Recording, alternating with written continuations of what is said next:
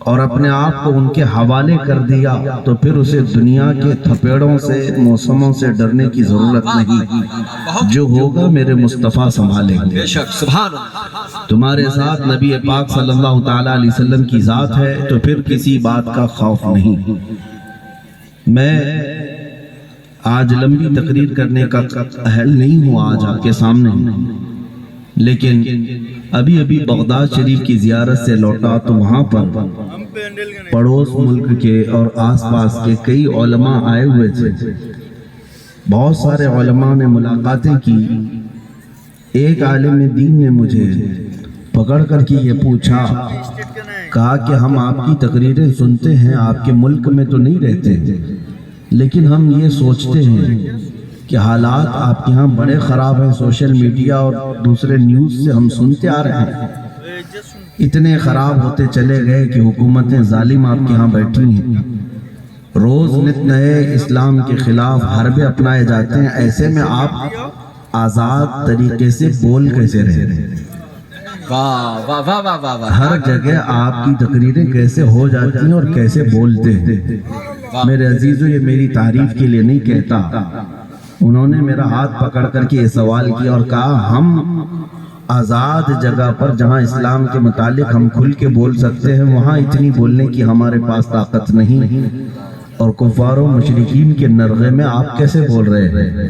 جب میں بغداد میں تھا ان سے یہی عرض کیا، مولانا صاحب آپ کو معلوم ہونا چاہیے کیا دبے جس پہ حمایت کا ہو بن جاتے، زندہ آباد۔ بلکہ یوں کہتا ہوں میں،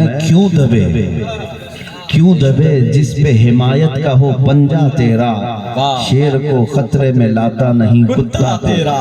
بہت اچھا۔ جس پر رسول پاک صلی اللہ علیہ وسلم کی حمایت ہو، غوث پاک کا فیض ہو، اسے ڈرنے کی ضرورت نہیں۔ اعلیٰ حضرت فرماتے ہیں خوف نہ رکھ رضا ذرا، تو ہے عبد مصطفیٰ، تیرے لیے امان ہے، تیرے لیے امان ہے۔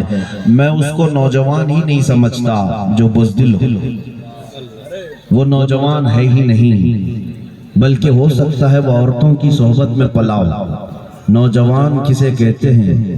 تاریخ میں نوجوان کا جو لفظ ہے وہ عربی میں اس کو فتح کہتے ہیں، فتح کہتے ہیں، اور فارسی اور عربی کی مکسنگ کے ساتھ شاعر نے بہت خوب کہا اصل نوجوان کون ہے؟ شاہ مردان شیر یزدان قوت پروردگار، لا فتح الا علی لا سیف الا ذوالفقار۔ لا فتح الا علی کا مطلب ہے کوئی جوان نہیں سوائے حیدر کرار کے، اور جو ان کے نقش قدم پر ہو وہ جوان کہلانے کا حق رکھتا ہے، نوجوان کہلانے کا حق رکھتا ہے۔ بہت سارے نوجوان یہ سمجھتے ہیں مکے دکھانے کا نام جوانی ہے، باڈی بنانے کا نام جوانی ہے، گٹکے کھا کر لوگوں پر تھوکنے کا نام جوانی ہے، اپنے پیسوں سے لوگوں پر رعب ڈالنے کا نام جوانی ہے۔ یہ سب جوانی نہیں، یہ سب عیاشیاں ہیں۔ اصل جوانی آپ کو میں بتاؤں، سیدنا خالد بن ولید رضی اللہ تعالیٰ 125 جنگیں لڑی ہیں 9 سال میں۔ کتنی؟ 125 جنگیں، اور کسی جنگ میں شکست نہیں کھائی۔ اور خالد بن ولید رسول اللہ کے وہ صحابی جنگ میں جب کھڑے ہوتے تھے میدان میں، ایک ہاتھ میں تلوار اور ایک ہاتھ میں ڈھال لیتے تھے۔ تلوار کا وزن 35 کلو اور ڈھال کا وزن 40 کلو۔ مجھے بتاؤ اے نوجوان، تم نے ہاکی اور بلہ اٹھایا ہوگا، 35 کلو کی تلوار اٹھاتے، 40 کلو کی ڈھال اٹھاتے، اور پھر جنگ موتا میں صرف خالد بن ولید فرماتے ہیں 9 تلواریں میرے ہاتھ سے ٹوٹی۔ یہ دفاع کے لیے، ڈیفنس کے لیے زندگی بھر لڑتے رہے، نبی پاک صلی اللہ علیہ وسلم کی عزت کی حفاظت کے لیے لڑتے رہے۔ ان کو حق بنتا ہے کہ وہ جوان کہلائیں۔ اپنی زندگیوں میں کبھی دیکھا کہ ہم نے حضور پاک کی عزت کی دفاع میں کچھ کیا ہے آج تک؟ نبی پاک صلی اللہ علیہ وسلم کی شان پر اوچھے حملے ہوتے ہیں، ہم آگے بڑھ کر کے کبھی حضور کی عزت کا دفاع کی، ڈیفنس کیا۔ اگر کچھ نہیں بھی کر سکتے تو اپنے آپ کو بدل تو ضرور سکتے تھے۔ دنیا نبی پاک صلی اللہ علیہ وسلم کے اخلاق کو مارنے کی اور ختم کرنے کی کوششیں کر رہی ہیں۔ ہمارے نوجوان اٹھ کر کے یہ کیوں نہیں عہد کر لیتے کہ آج کے بعد جئیں گے تو اخلاق مصطفیٰ پہ جئیں گے؟ تمہارے اندر یہ چیز تو ہو ہی سکتی تھی۔ کمیٹیاں بہت بناتے ہو، عرس کمیٹی، چادر کمیٹی، گاگر کمیٹی، سندل کمیٹی، نیاز کمیٹی، کیا کبھی اخلاق رسول کمیٹی بھی بنایا؟ نبی پاک صلی اللہ تعالیٰ علیہ وسلم کے اخلاق کریمانہ، ان کی سنتوں کو زندہ کریں گے ہر شہر میں، ہر گلی میں۔ اور آج ان ظالم کفار و مشرکین کو جواب دینے کا سب سے بہترین کام تم کر سکتے ہو نوجوانوں، تم کر سکتے ہو۔ ہم اسٹیجوں سے بول رہے ہیں، ہمارے پاس ممبر ہے، ہم بول رہے ہیں، تمہارے پاس اسٹیج نہیں، ممبر نہیں، تم کیسے جواب دو؟ تم کیسے جواب دو؟ تمہارے جواب دینے کا طریقہ یہ ہے کہ یہ خبیث ظالم نبی پاک صلی اللہ علیہ وسلم کے نام سے چڑھتے ہیں، اخلاق سے چڑھتے ہیں، تم ہر گلی کوچے میں اسی طرح بن سور کر کے نکلو کہ تمہاری داڑھی بھی نظر آئے، تمہاری ٹوپی بھی نظر آئے۔ اگر کوئی چڑھتا ہے تو چڑھے، جلتا ہے تو جلے اور اسی میں وہ مرے، لیکن تم اس بات پر فخر کیوں نہیں کرتے؟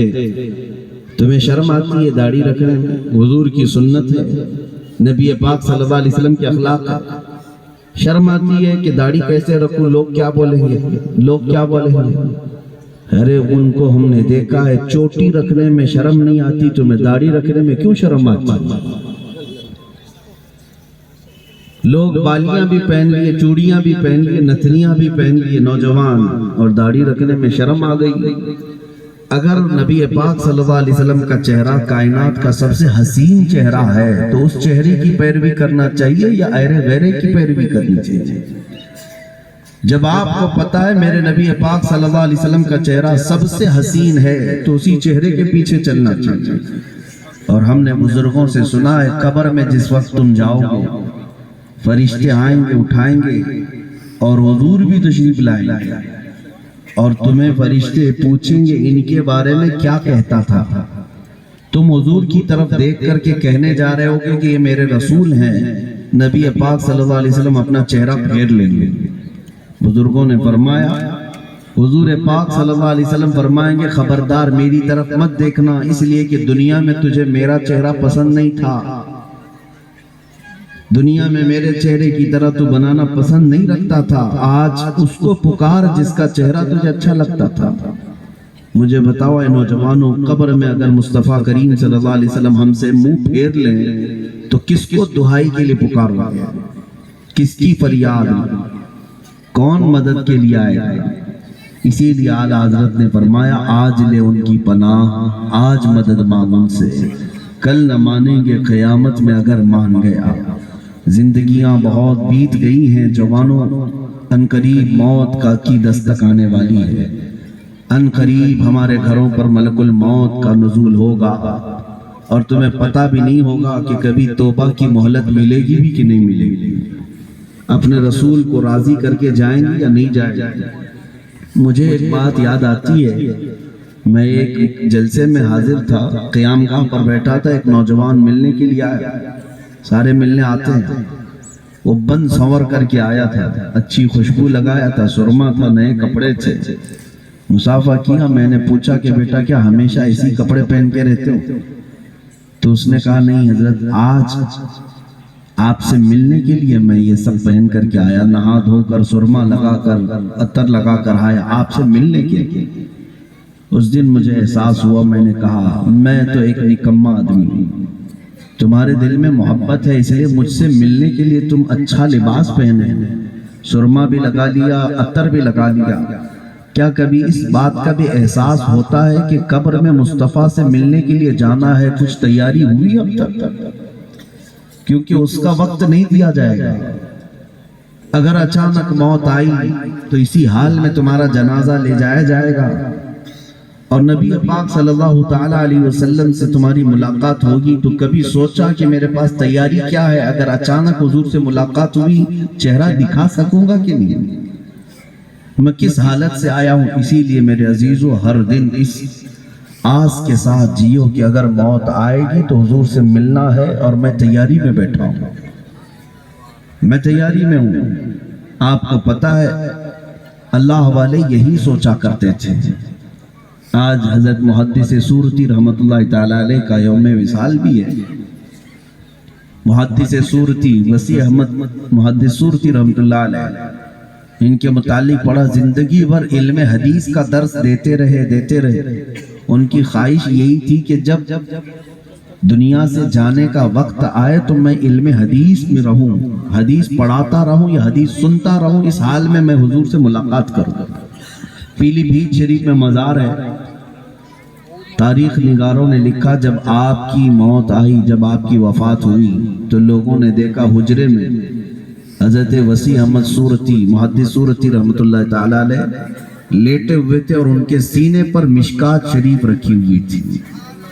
مطالعہ کرتے رہے، پڑھتے رہے، اسی حالت میں کتاب سینے پر رہ گئی، انتقال ہو گیا۔ وہ کتنی اچھی موت ہے کہ رسول پاک سے ملاقات بھی اس حال میں کیا کہ حدیث ہی پڑھ رہے تھے۔ کبھی آپ سوچتے ہیں کہ ہماری موت آئے گی تو اس حال میں تو نہ آئے کہ حضور سے ملنے جیسی حالت ہی نہ رہو۔ مجھے ایک بات یاد آتی ہے، نوجوانوں، شب برات شعبان کی 15ویں کو ہم مسجد میں تھے، نماز پڑھا رہے تھے، رات کا وقت تھا، عبادت کر رہے تھے، ساری مسجد بھری ہوئی تھی۔ اس رات کو اکثر نوجوان بائک رائیڈنگ کرتے ہیں، اچھل کود کرتے ہیں، پٹاخے اڑاتے ہیں، ان کو ایسا لگتا ہے کہ یہ رات عیش کرنے کی رات ہے، جبکہ وہ تو بخشش مانگنے کی رات ہے۔ ایک حادثہ ہوا تھا ہمارے ساتھ، دو نوجوان بائک رائیڈنگ کرتے ہوئے ہائی وے پر چل رہے تھے، ایک بہت بڑے ٹرک کے نیچے آ گئے۔ 17-18 سال کی عمر تھی، بائک سے ایسا ٹکرایا کہ بھیجا باہر آ گیا، جگہ پر ہی ان کی موت ہو گئی۔ شب برات یعنی 15ویں شعبان، سوچتے ہوں گے اچھے وقت میں گئی ہے، جان اچھے وقت میں گئی ہے، لیکن مجھے افسوس اس بات کا ہوتا ہے کہ وہ جو نوجوان بائک رائیڈنگ کرتے ہوئے، اچھل کود کرتے ہوئے تو مرے، لیکن جانتے ہیں میں یہ جب بھی واقعہ یاد کرتا ہوں تو رونگٹے کھڑے ہوتے ہیں۔ وہ دونوں نوجوان بچوں کی لاشیں جب گھر پر لائی گئی تھی تو دونوں کے منہ سے شراب کی بدبو آ رہی تھی۔ بڑی رات ہے، پوری دنیا عبادت کر رہی ہے، اللہ سے بخشش مانگ رہی ہے، اور کچھ وہ ہیں جو دنیا کی عیاشی میں اڑتے اڑتے چلے گئے، اس حال میں کہ نشہ کے عالم میں دنیا سے گئے۔ اور یہ بھی فرمایا گیا جو جس حالت میں مرا قیامت کے دن اسے اسی حالت میں اٹھایا جائے گا، اسی نشے کے عالم میں وہ اس دن بھی اٹھیں گے، اور قبر میں کیا میرے مصطفیٰ کو منہ دکھائیں گے۔ اسی لیے میرے عزیزو، گناہوں کی زندگی اچھی نہیں، بلحوث سن سیم و زر کی بندگی اچھی نہیں۔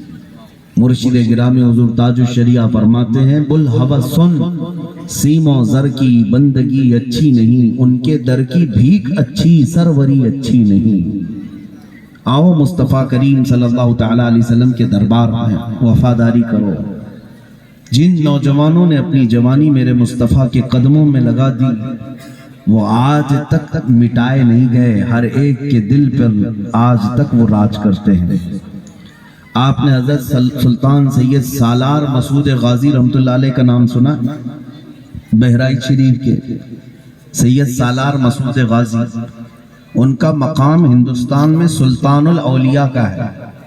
اعلیٰ حضرت لکھتے ہیں کہ اگر کوئی بہرائچ شریف سید سالار مسعود غازی رحمت اللہ علیہ کے مزار کی زیارت کے لیے جائے تو کم از کم 1 گھنٹہ وہاں